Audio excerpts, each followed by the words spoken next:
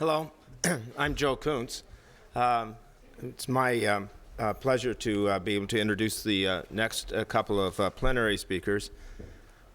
This is always is developing into a great time every 2 years when we're able to have this particular conference, each time on a slightly different topic, but always having these twin themes of geographical information systems, the role of the libraries, and what we can kind of do with that.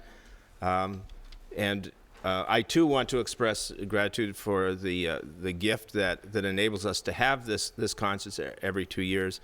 But I want to especially thank Joanne Eustace, who's really the driving force behind sort of the intellectual side of this, and recognizing that there is this wonderful interplay between the role of the libraries and beginning to think about the future of the libraries.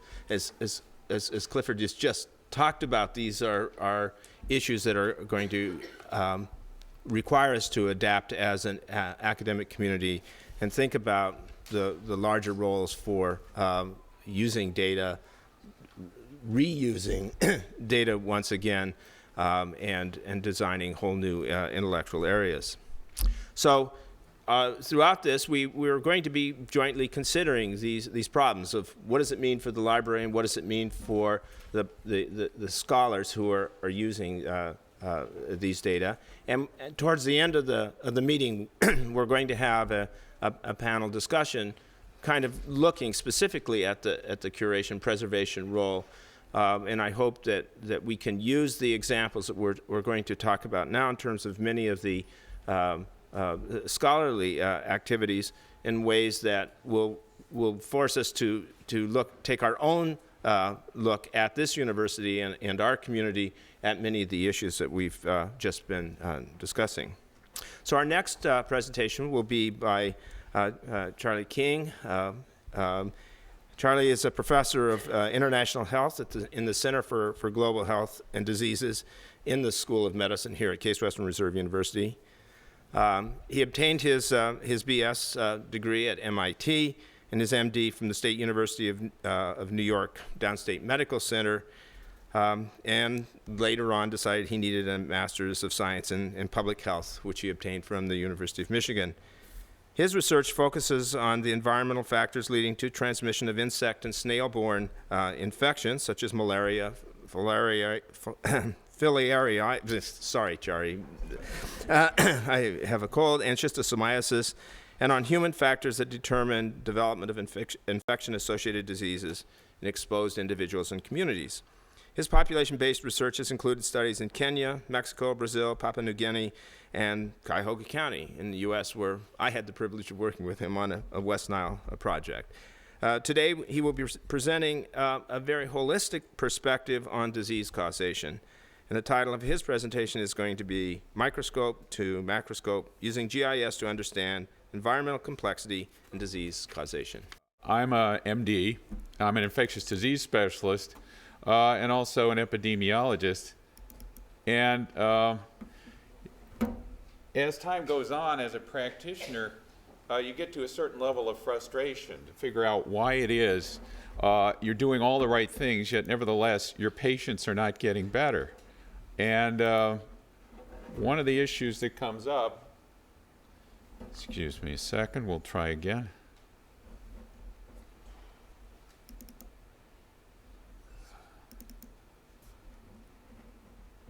Okay, it's not on. All right, then I'll use the lectern. Okay, so one of the issues that comes up is that, you know, in all of medical science, all of modern science, we tend to put things together in bins and assume that everything in that bin is the same. And in part, we were forced to do that by the limitations of our technology, the limitations of our mathematics and statistical analysis. But what we come to find is that when we go to treat an individual, that person may have traits and factors that influence their lives, which make the average not fit that person. So kind of what I'm talking about today is the problem that we come up against in analyzing data and trying to integrate it for the purposes of medical care.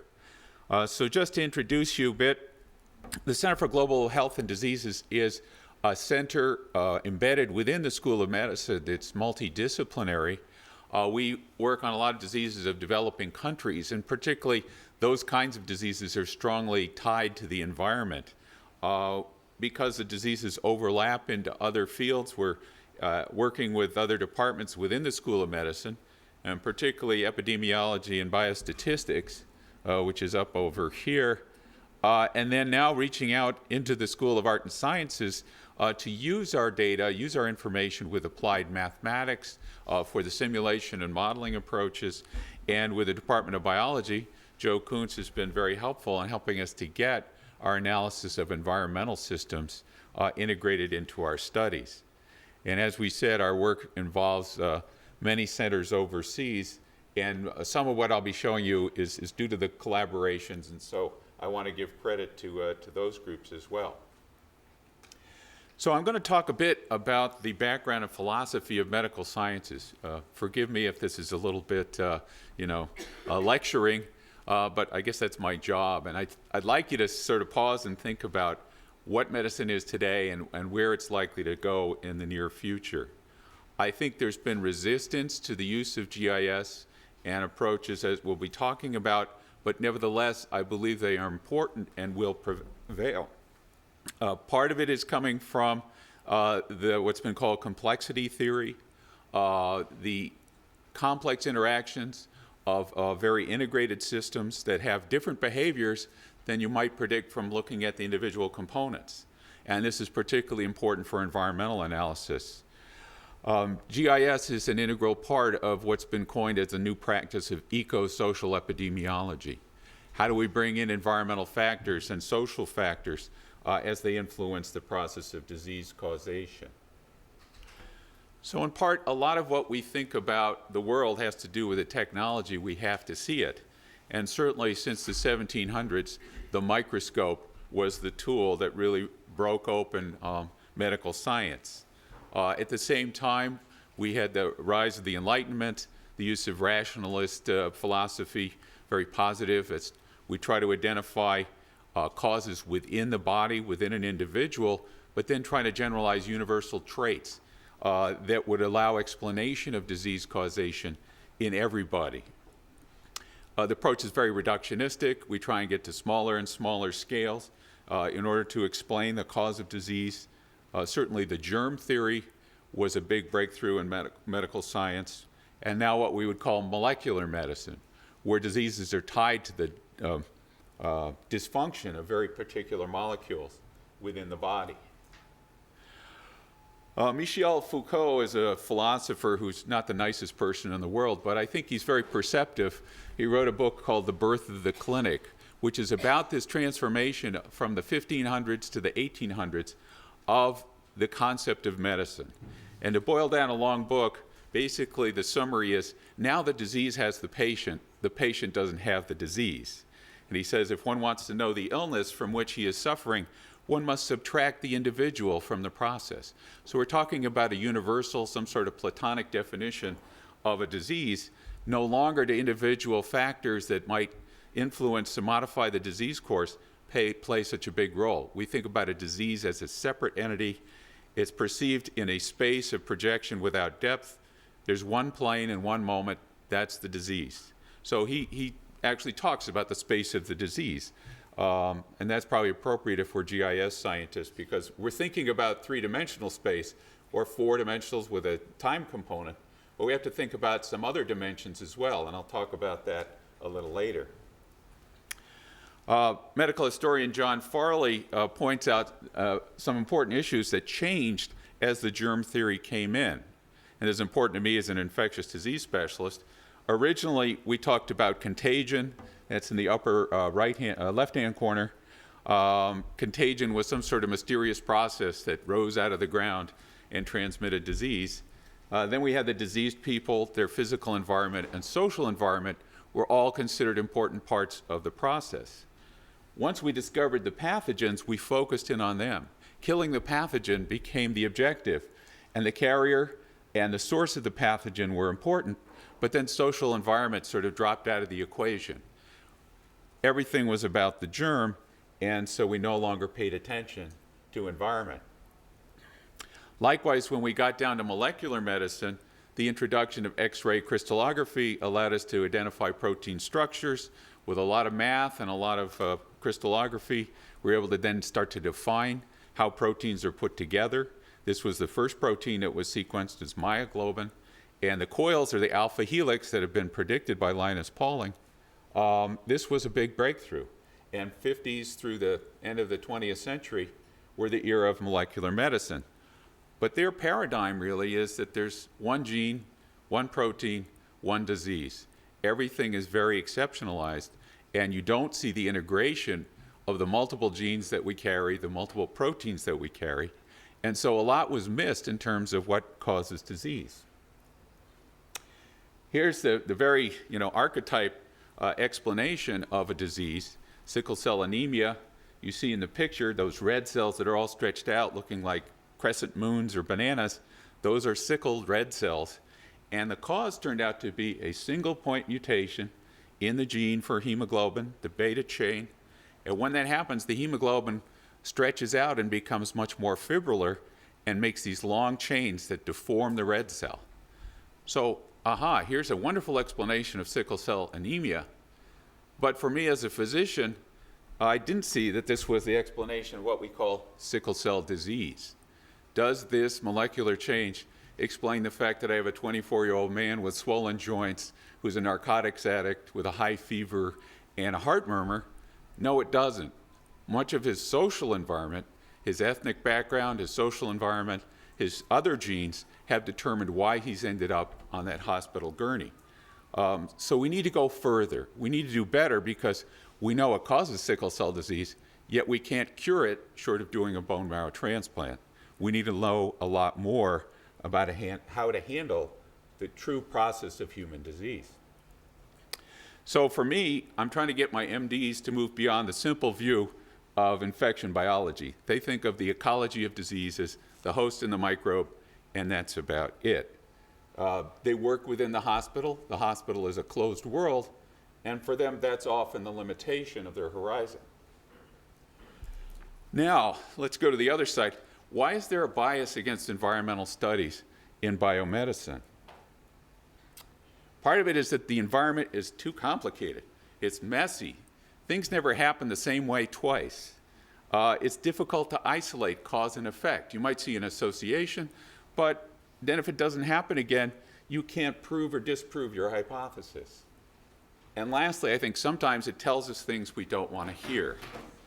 If we have a political agenda that says individual traits are what drive the success we have in the world, then we're unwilling to believe that environmental factors, poverty, socioeconomic factors could ever possibly modify our success in life.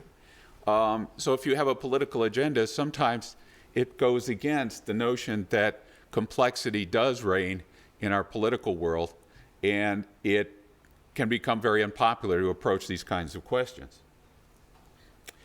Here's my more complex view of infection causation. A person moves from a health state to a state of infection, but the infection itself doesn't necessarily cause the disease. There's another step in which you may become diseased, and that is a factor driven by your genetics, by your environment. Likewise, you can recover from disease, or you can become infected and then immediately recover. We know that does happen.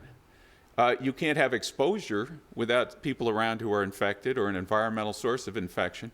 So you get into a more complex web of causation, which needs better explanation. What are we talking about when we talk about the environment? Well, we have certain abiotic factors, things that are not driven by life entities.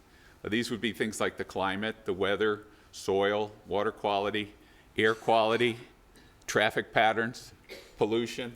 All of those are non-living. We have the biotic factors, things like flora and fauna, population structure and their distributions. Sometimes we don't know as much as we should about this. This has been the job of ecologists to begin to explain to us webs of life within certain areas. Among the human community, we see that you can have individual household effects. Let me move this. You also have social networks of interaction. Who gets TB from the patient with open cavitary TB? It's not necessarily the people in the household, it's the people that person spends the most time of each day with. It could be the people in his bar, it could be people at his bus stop. Those social interactions are very important. Also, there are travel boundaries, activity spaces. Some are physical boundaries. You know, a herd of cows won't travel over a cliff to go to the nearest pasture. They have to go the long way around, and so in reality, the straight line distance doesn't measure the proximity. Same way, you can have social boundaries. I know that I travel 3 miles that way to go home. If I go 3 miles that way, I'd be totally lost. It's a factor of how we aggregate ourselves in social communities. Economic opportunities and access to care, of course, drive a lot about medical outcomes, and these are some factors that we're beginning to integrate. I know social science and the Poverty Center are acutely aware of this, and I think everybody needs to take better cognizance of these factors. Some of the issues about population-based environmental studies is that, you know, as we said, these are uncontrolled settings. You have very diverse populations that are heterogeneous. You can say people are people. Yes, that's true, but their genetic backgrounds are different, their settings are different. We see variation over time, which makes it harder to have reproducible observations. So the whole approach has been dismissed as sort of quasi-experimental. People are used to doing bench science where they have everything controlled except one factor, often dismissive of population or environmental studies because we don't have the same opportunity. From biostatistics, some of the prejudice comes from the old school dogma. This is R.A. Fisher, arguably the father of modern statistics for the health sciences as well as biology. He was a Cambridge math graduate, brilliant guy, went out, couldn't find a job, so his first job was in an agricultural field station where they handed him 80 years worth of data and said, here, figure out the influence of rainfall on crop yield. And he studied and studied and studied, and basically he came up with the conclusion is that no one can tell. That rainfall was so variable from year to year, and other factors that he couldn't measure were influencing crop yield, so that he got very discouraged. And also, before the era of GIS and GPS and computers, he had no way of doing simulations to figure out what was going on. So he saw variable results. One year you'd have good results on one part of the field and bad results, and the next year it would be just the opposite. And so soil obviously wasn't the factor. Rainfall was the same in both, he thought. There were some, factors like shade, hydrology. You see the little stream going through there. So what he did was we have to now control as much as we can environmentally. He created what he called a split plot experiment, in which interventions would be randomized according to a pattern that was random, done by block. He used the analysis of variance that he could do by adding up long columns of numbers and their squares. This was, again, pre-computer period. So this became the standard. This became the norm for medical research. When we talk about big drug trials, these are randomized, controlled trials where human individuals are assigned at random to a placebo or to a drug treatment, assuming that the things we can't measure about those people are also randomly distributed and will cancel out. Well, randomized controlled trials are good, but they have their limitations. The approach to analyzing a randomized control is that you're trying to limit the influence of environmental factors as much as possible. You try and limit the biasing effects of unmeasured variables by randomizing plots or people to treatment and control groups. You assume that there is a normal distribution of effects and their error. This is a strong assumption, and as we'll see, it's maybe not appropriate to things that go on in the real world. And also, in some cases, they allowed that you could do multivariate analysis to cancel out some of the confounding factors that might have crept into your study, but this was sort of frowned upon. If you're not doing a pure randomized controlled trial, you're not getting good evidence. In particular, we're all adjured to avoid what's called the ecological fallacy. And this is supposedly when a researcher makes an inference about an individual based on aggregate data for your group. The process of aggregating or disaggregating data may conceal variations that are not visible at the larger level and researchers should be careful in assigning data. So if you live in a poor zip code, are you poor? No, your wealth, maybe, you may be the richest person in your zip code, and therefore your individual wealth may count for more in your outcome than your zip code's wealth. However, you know, social science researchers, medical researchers have gone back, and it turns out it's your zip code wealth drives factors, your household wealth drives factors, and your individual wealth all drive factors that can influence your health outcome or your achievement in school or other issues that you want to measure. The problem has been always in the past, how do we look at the patterns of aggregation? How do we adjust for that? And how do we come up with a meaningful statistical analysis? The question always comes up is, it looked great in the trial, why doesn't it work in the real world? Part of it is because randomized controlled trials do not reflect the real world. Often, in selecting the patients that go into a trial, we exclude the sicker, older patients, those with complex diseases or comorbidities, people unable to fully participate. If you can't answer the questionnaire, you can't be in the study. Often intense observation by the study team changes people's behavior, and that's a well-known phenomenon. Sometimes not enough people are given the drug to really pick up the rare toxicities or the things that are important to patients that they won't talk about. Think about erectile dysfunction. Blood pressure medicines are frequently taken in the study. You give them to a patient otherwise, they start taking it, they have a problem, they stop taking it. I feel better. I don't need to take that pill anymore. And the hidden reason has to do with sexual dysfunction, yet that doesn't come out in the process of the trial. And also we will see variations in ethnicity, gender, environment, and access to care. So if complications develop with the drug, it may or may not be beneficial to those people. They may decide not to take it. So what I'm talking about is you can't put everybody in a bin sometimes. There's hidden stratification within your sample. If you don't find it and catch it, you're going to end up with very unrealistic interpretation of your results. So let me dwell a bit about complex systems. This is a science that's been sort of coming to the fore over the last 10 years. We've all heard about the Kevin Bacon 6 degrees of separation. All of us are separated from anybody else in the world by 6 handshakes. This has to do with social organization, but at the same time, Stuart Kaufman in his book At Home in the Universe has pointed out that it's probably not a statistical improbability that life evolved, that the interlocking of various protein pathways and synthetic pathways actually creates a resonant web that's very stable. That means that growth of life-type systems in chemistry, biochemistry, is actually much more probable.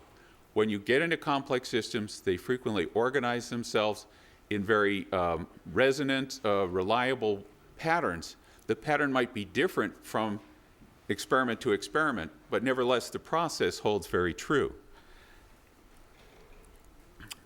Here's a nice map of these are how all the proteins in brewer's yeast are linked together, but it looks like the map of the internet as well.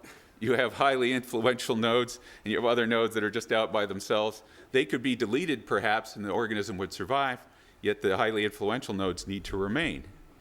What we do see, though, is we're getting away from that normal distribution. We get to nonlinear effects that can be very highly leveraged. We see a self-organizing dynamic in these complex webs. And although the pattern may appear chaotic by the formal math definition, the chaos has, in some cases, very interesting patterns that emerge that are due to the way the processes are driven, the fundamental simple paths that start the whole organization going. So in counterbalance to the old argument against the ecological fallacy, people in community health have started to talk about the individualistic fallacy. So Neil Pierce talking about failure to take account of the importance of population context as an effect modifier and determinant of individual level exposures could be termed the individualistic fallacy, in which major population determinants of health are ignored and undue attention is focused on individual characteristics. And this is sort of a rebound phenomenon. Epidemiologists are beginning to now appreciate the multi-level effects of different environmental factors. So let's start here. This is home. Our friends from the Board of Health are here. They supplied us with some of this original information. This is where we live. These are the census tracts in Cuyahoga County. The green dot is not my house. It's the house of the guy who works next door to me. But we put it on there as part of our initial analysis of West Nile virus transmission in the county. Now, my friend Uriel Kitron's going to talk a lot more about this, so I'm not going to tell you anything more about West Nile, but just show some of the processes that we use in GIS analysis. So first of all, the question lies, where are the people? Because disease frequency depends, or human disease frequency depends on where the people are. What are our now health research goals? Well, in some cases, we'd like to take the data and come up with an explanation. We need an explanatory model that determines, or to us, why this particular pattern of disease evolved. In other cases, we'd like to be predictive. We'd like to use the data that we've measured to develop math models or simulations that will tell us what will happen in the future on beyond what we've already observed. Now, this gets a little more dangerous because we're extrapolating based on past performance. And as you get that warning always from mutual funds, past performance does not predict future performance. But I think we can be a lot more knowledgeable. We have evidence-based estimates that will give us a better idea of what we need to prepare for. This is my pathogen of interest for a long time. It's called Schistosomiasis. It's a worm that transmits through water. You need a snail. They'll pick up the parasite and help it mature for a period of months. And it seems so complicated. How could this ever survive in the wild? Yet, nevertheless, we have communities that are very strongly infected. 80–90% of kids have this infection because of how they live and what they do, their personal behaviors and so forth, as well as the factors that drive the presence of the snail. If you take out the snail from the equation, it's gone. If you treated everybody for infection, it would be gone. But why can't we achieve that? So ecologically, the question was, is it as simple as this, just a little circle going round and round? We thought it was. But when we treated communities using the best evidence-based programs, what we found is that infection came back. And in some communities, it didn't come back very much. The ones on the right hand had very low levels of reinfection. The ones on the left-hand side of the map had very high levels of reinfection, such that kids were being reinfected within the space of 2 years. And we said, well, everybody's getting the same treatment. Why didn't this work out? And this has been the basis of our studies, environmental transmission patterns within Kenya. So the question is the ecosystem as bad as this? People who are in fisheries will recognize this one. This is the Atlantic cod ecosystem. And I wouldn't dare go this far, Joe. I know the Great Lakes model looks something similar. But it could be something more constrained. We might have a network that's relatively sparse, one that's relatively rich, but on a smaller scale, that's something we could deal with. So how, again, do we approach the health question? Well, we've tried the reductionistic approach using molecular medicine, getting to very stable parsimonious symptoms. Frequently, those models are looking at equilibrium values, which is another way you get away or get into trouble sometimes, because we don't live in equilibrium. Our bodies are constantly changing. The time factor is very important. And the controlled setting, moving from there, which is the paradigm for most medical teaching, to the real-world approach, we have to start thinking differently. We need systems approaches. We need to think about dynamic systems, nonlinear systems, things that are evolving now from chaos theory and self-organization studies, because frequently that's how disease transmits in populations or within complex environments. So one of the things you have to do is go out and get more data. And so this isn't shoe leather epidemiology, this is rubber boot epidemiology. Getting the snails, figuring out where it is people get to the water, figuring out where the snails are at what particular time, when are they infected, how do they get infected. So you need your data sensors. This is the most cost-effective data sensor for finding snails. And this is how you determine if the snails are infected. You've got to put them in bright light. you have a magnifying glass or a microscope that tells you. When we mapped out where the infected snails were, we see that it's not a continuous process. It's not an equilibrium. It changes from month to month and from location to location. So there are certain hotspots that turned out to be very influential in the transmission process. When we went to the simulation and modeling, this is just sort of an artificial transmission world where we have water sites that are linked to villages, that are linked to other water sites. So in this network process, we see actually a transmission become stabilized. That's why 90% of kids are infected in some locations, because even if you treat one group and subtract them from this network, the rest fill in and transmission doesn't go away at all. With Uriel, we did spatial statistical analysis where we began to see that there's aggregation of heavy infection, aggregation of incidence and prevalence within the range of certain water sites. And it was very directional as well. So using the GIS and the statistical analysis based on distance data, we're actually to come up with a much clearer idea where the most influential transmission sites are, and that then would be the focus for an environmental intervention. With our math department, we've done some of this simulation where we again have idealized the process of transmission, but coming up with nonlinear patterns that tell us about snail abundance through time as a function of rainfall. So that blue envelope shows us where we think snail numbers would be naturally. We can then go in and then intervene and see what's the best time to intervene. What's the best timing of intervention? How often should we do it in order to keep the snail numbers as low as possible? So we get to the last page is data mining. Over and above getting your own data now, there's so many data sets becoming available on environmental studies that we need to be able to go and extract the information that we need and get it integrated with our own data. And that's where GIS has been particularly good. So GIS, for us, is a system of computer hardware, software, and the procedures used to capture, manage, manipulate, analyze, model, and display spatially referenced data. We do it in order to solve the more complex research and management and planning problems involved in infectious disease control. So this is what a GIS might look like conceptually. You have multiple layers that contain information about different factors: human cases, settlements, water bodies, soil type, vegetation, mosquitoes. And you can sandwich them together and put them all on one map, which is really messy, or you can call out information and create specific threat maps based on underlying statistics attached to a particular location. And that's what GIS really excels at.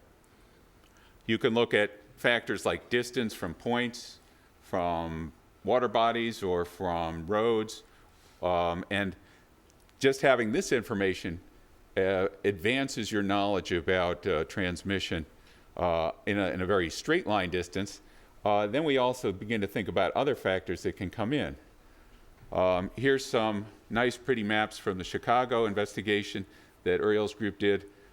This shows you another way that we can attach information to particular data points. This is remote sensing. This is a satellite imagery of our study area in Africa. We have two types of satellite, one that's a little bit more low resolution, the TMI or Landsat picture, and then a high resolution spot picture that was taken and actually allowed us to make a map of this area where no map existed before. There are topographic maps of this area.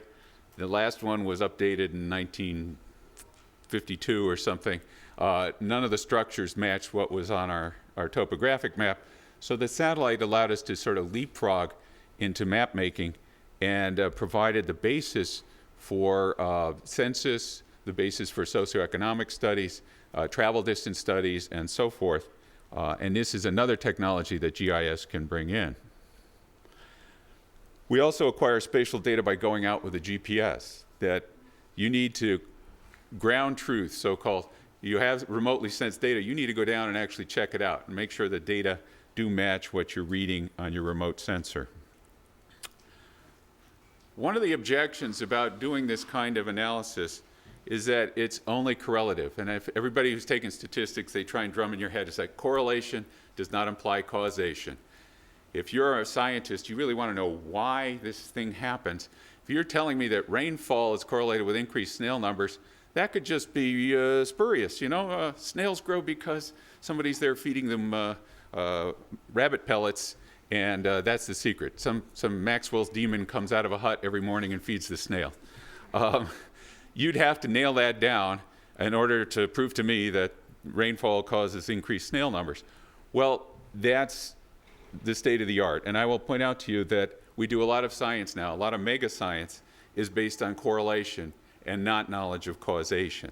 We're doing gene chip analysis where we look at what genes turn on and what genes turn off under a particular stimulus. We don't know which gene is doing the job or how the combination of genes do it, yet we're spending a lot of money doing this. We're doing things called metabolomics. We're doing things called proteomics, where we have machines that measure 100 different things at the same time in response to a body insult, and we assume that this is meaningful, yet I could challenge you and say, you don't know it's cause and effect, it's simply correlative. SNP association, genome-wide scanning, all these great technologies are still limited by the fact that we can't always make the pathway from the observation to the actual cause. But we're calling this, in a larger sphere, what we call systems biology. We see now that complex systems drive processes that we can measure, yet we're not always sure what's going on in the interior of that process. And now it's up to us to develop hypotheses, to dive in and start to take those complex systems apart.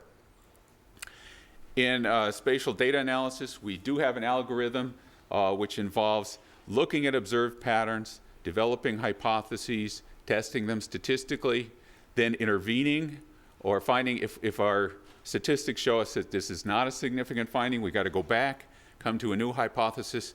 This is the scientific method, and it's fairly rigorous. It's just that sometimes we can't go in. I mean, we can't force people to smoke. All the data that says smoking causes human cancer is correlative, yet we have a pretty strong idea that smoking causes cancer. We can't make people live near incinerators. We have a pretty good idea that pollution causes asthma. Likewise, we have environmental factors that we can measure, and the more we can measure and the more data we have, the more certain we may be that there's a strong association. We also have ways of taking out the spatial factor in order to look more carefully at the influence of things like age, sex, and exposure in situations where there's a lot of heterogeneity across the landscape. And so this type of approach has been done in our studies in New Guinea to look at individual risk on a basis of where you live and who you are. We like to add extra dimensions. So I brought out Professor Einstein to help me with that because he added several extra dimensions. But when we're talking about a location, we tend to think about 3 dimensions. We have longitude and latitude and altitude. But there are other things that influence the importance of that location. So there's a whole vector of local factors that can strongly influence what happens to an individual at that spot. And I would say that poverty as a concept or a construct is one of the things that most strongly influences disease. Socioeconomic and cultural factors could be the strongest focal effects that we need to integrate. And that's where social sciences can help us quite a bit. Should we ever ignore context? No. In poverty, this is J.K. Rowling, who's now one of the richest women in the world. She said when she got poor, it was a lot like childbirth. You know it was going to hurt before it happened, but you never know how much until you experience. The actual experience of poverty is very different from the contemplation, just thinking about, oh, well, you know, Cleveland is a poor city. We're in Cleveland, therefore, you know, bad things must happen. What are we going to do about it? Not much, because we haven't really thought through everything that's involved in being poor. We haven't thought through the fact that it's difficult for our patients to get good nutrition because they live in a food drought. They live in a place where it's more than 3 miles to the grocery store that will sell them fresh vegetables. They have to go to the corner convenience store. They're living on Cheetos and potato chips, whatever they can buy. That's a serious problem. Yet we're not addressing those kinds of issues until recently. Jeffrey Sachs of Columbia has talked about what's called the poverty trap. This is a strong, nonlinear, vicious circle that often traps communities in a setting where individual traits don't matter. There are just no resources. Every family is spending everything on basic needs. They're not putting anything into public investment or private investment. And because each year they're just getting by, they're actually getting poorer each year. The family gets bigger. The capital that they have is wearing out.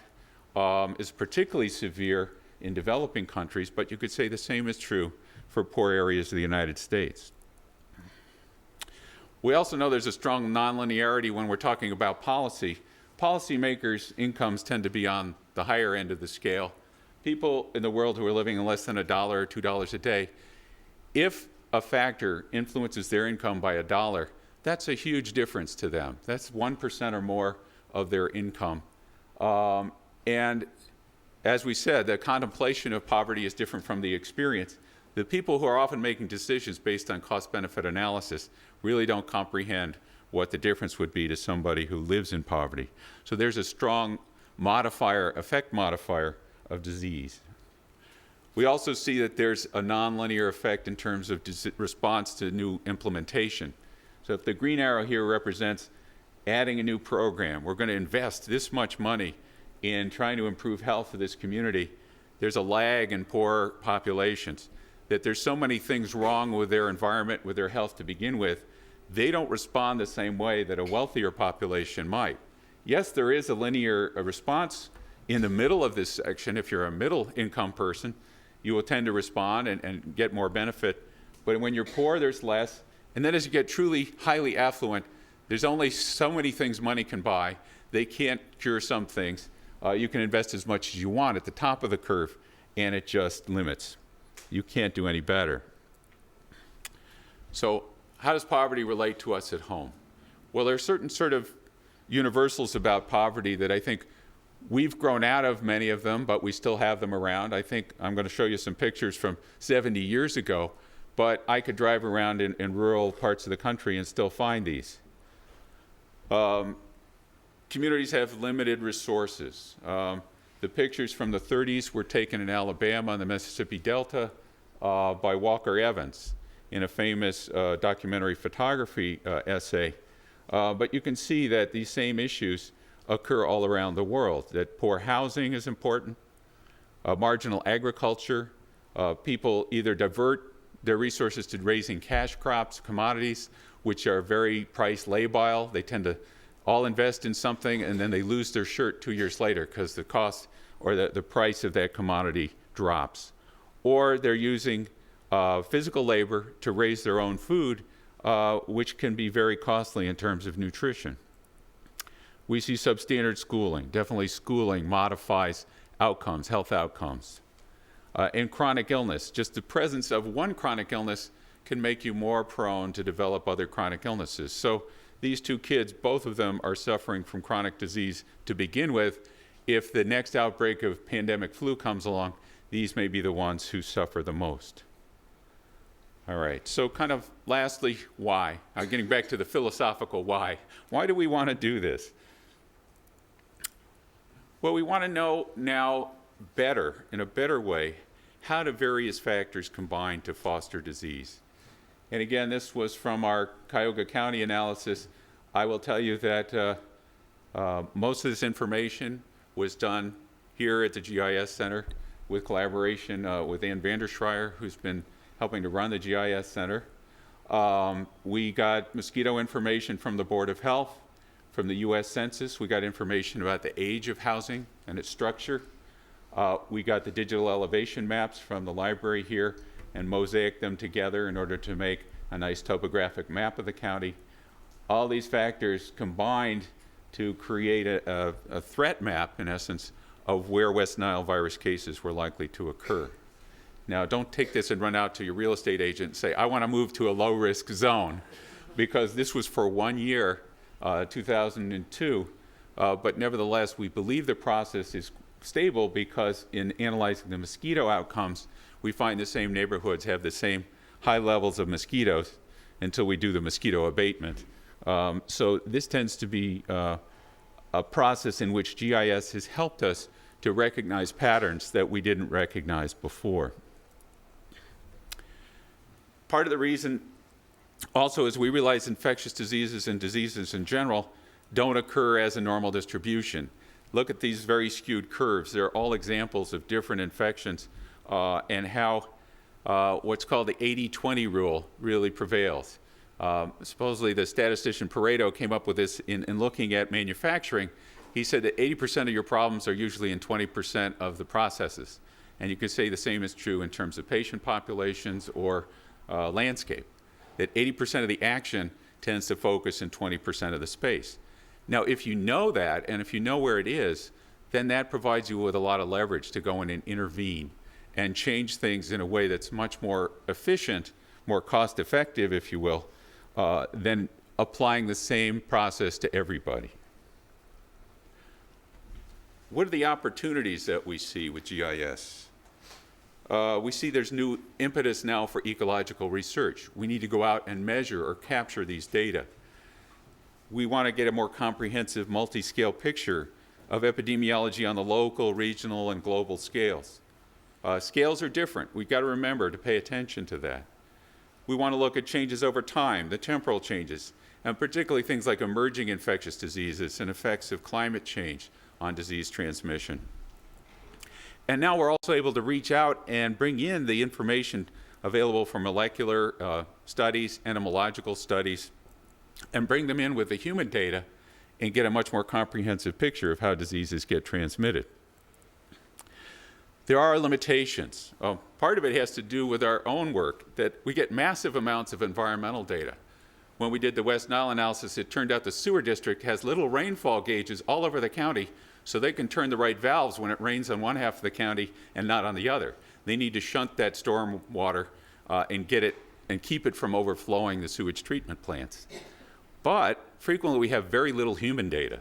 There's a very paucity of accurate epidemiologic data, so we need new systems to find patients and tie them to locations. There's often heterogeneity of transmission patterns, which means it may obscure some of the ability to recognize what's going on. It's easy to mask the lack of data in making a map. One of the fundamentals of being a good map maker is being honest to yourself and to your client, I guess. There's actually a book called How to Lie with Maps, which goes into the details of how this happens. So you want to make sure that the scale presenting your map, that you use appropriate boundaries and colors to show what you do know, and then also don't overreach, don't show what you don't know. The meaning of area boundaries is becoming more important. We're getting beyond just linear distances. There are programs called Boundary Seer, Amoeba. There's another one just came out of Berkeley, where you can incorporate in your analysis the influence of topology or other social boundaries, perhaps, that can be identified. There's also limitations to the use of spatial autocorrelation and interpolation. In some cases, the process you're measuring just is not suitable for this approach. So finally, I'd like to wind up and just talk about the challenges of where I think we're going to go. There is this consistent problem where you lose heterogeneity as you batch data together. Data by state doesn't necessarily give you much information about what's going on at the county level. Data by county doesn't give you information about what's going on in the neighborhood level. And data by census tract is masked, so we don't know everything about everybody who lives in the census, which is a good thing from our personal standpoint, but it's tough on the data miner who would really like to get to know more about the people who live in that square. We want to incorporate more about social, economical, and institutional processes, and I think this is where our friends in the social sciences can definitely help. We want to integrate some very fine-scale things like biotic factors. Where do the birds nest in your neighborhood? With more coarse-scale environmental factors. What's the soil structure? What's the topology? Are we in the Allegheny Plateau or are we in the Great Plains? Great Plains starts here in Cuyahoga County and runs all the way that way. Construction of risk maps. We want them to go just beyond creating pretty pictures. We don't want to lie with the map and say, here's the pattern. We want to actually integrate the underlying eco-social and biological processes of disease so that we have a much better insight and a much better prediction of what's going to occur. So I'm going to stop there. We'll have some time for questions. Thank you very much.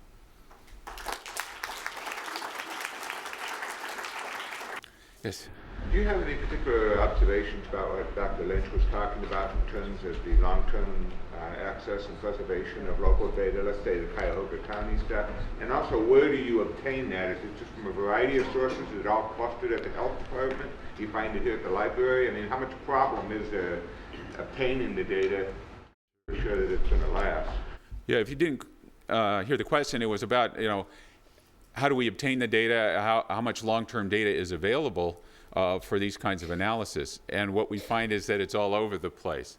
That the water rainfall data from the sewer treatment plants is discarded every day.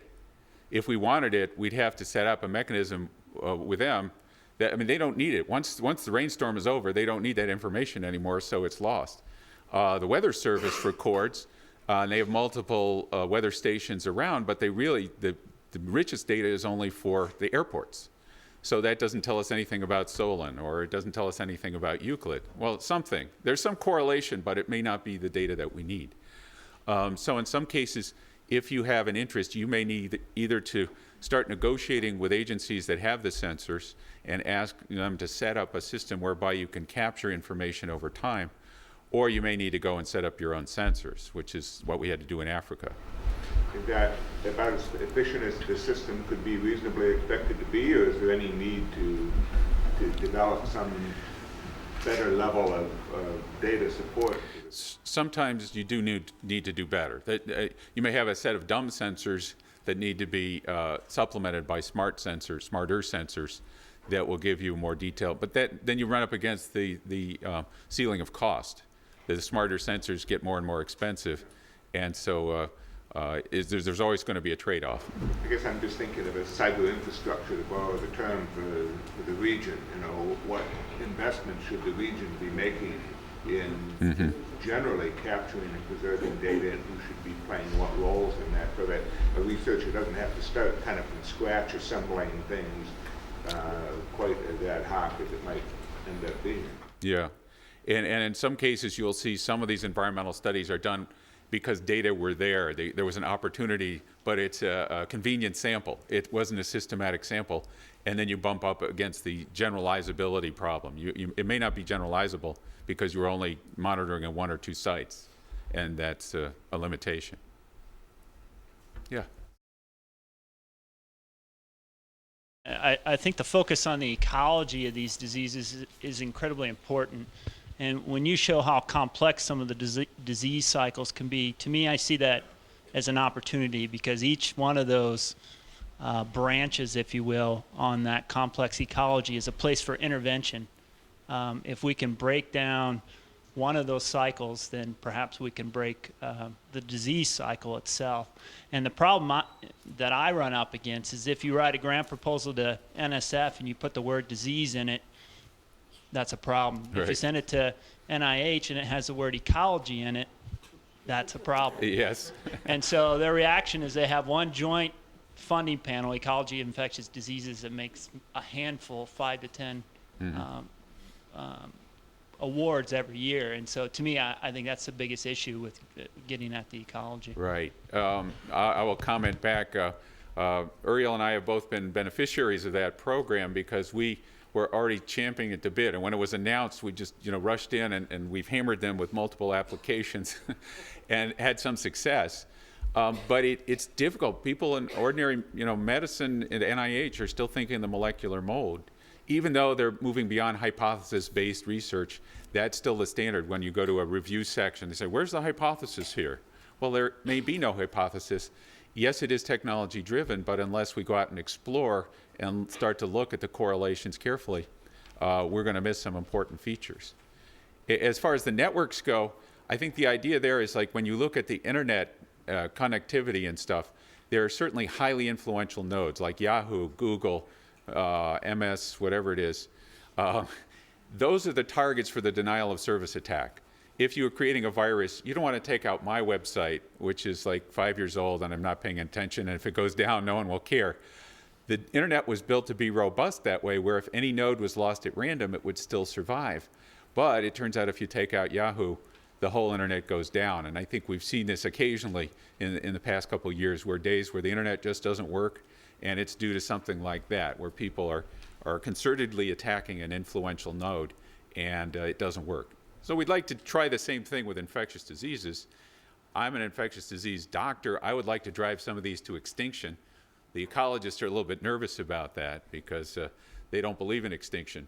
But that's the idea. You want to take advantage of that particular influence and maximize your benefit. One more.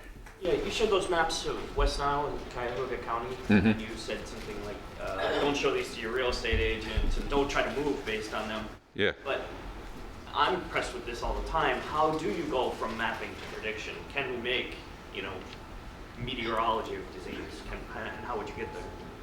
Yeah, what we would like to do, the thing that the Weather Service has is like 200 years worth of data in multiple locations, so they can make some generalities. We don't have that much data, particularly we have only 200 cases, human cases to map. So what we do is we try and say, we think these are the bad areas, and then we monitor mosquito levels and mosquito infection levels and see that that pattern does hold true over time. So then we can target the mosquito interventions to those neighborhoods. Okay, thanks again, Charlie.